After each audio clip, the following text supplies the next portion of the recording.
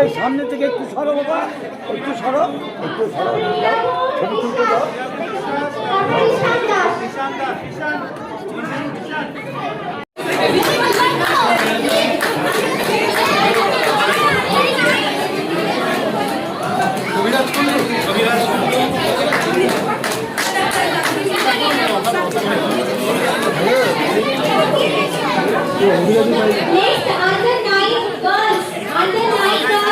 Actually দাবার খেলার বিষয়টা আমি আমার প্রথম হাজব্যান্ডের কাছ থেকেই, ওর সাথে যখন থেকে আমার পরিচয় তখন থেকে আমি দাবার,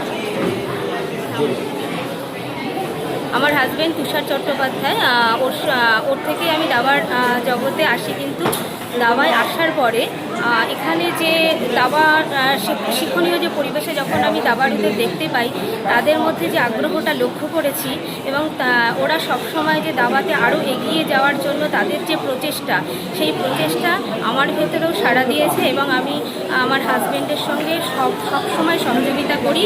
আরও যারা আছেন এবং যারা দাবাড়ু যারা খেলছে, আমি চাই তারা যাতে আরও এগিয়ে যাক। এবং আমাদের পশ্চিমবাংলায় আমাদের গ্র্যান্ডমাস্টার দিব্যেন্দু বড়ুয়া আছেন, তিনি যে সারা বাংলা দাবা প্রসারে উদ্যোগী হয়েছেন, তাকেও আমি ভীষণভাবে সমর্থন করি এবং সহযোগিতা তাদের সাথেও আমি হাত রাখি, যাতে আমাদের সারা পশ্চিমবাংলা দিব্যেন্দুদার উদ্যোগে এবং এখানে তুষার চট্টোপাধ্যায়ের উদ্যোগে দাবাড়ুরা যাতে ঠিকঠাক পরিবেশের মধ্যে দিয়ে তারা দাবার জগতে আরও এগিয়ে চলুক, তা এটাই আমি।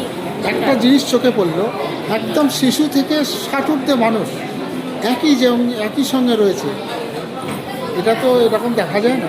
হ্যাঁ হ্যাঁ হ্যাঁ, এই মানে ছোটদের সাথে যে বড়রা একসাথে খেলছে এটা বলতে চাইছি।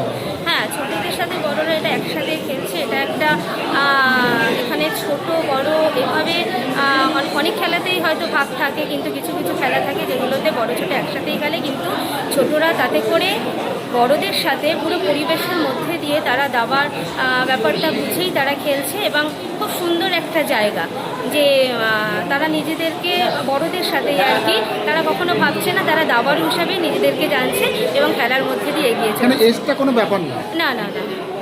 আপনার নাম? সুমনা চ্যাটার্জি।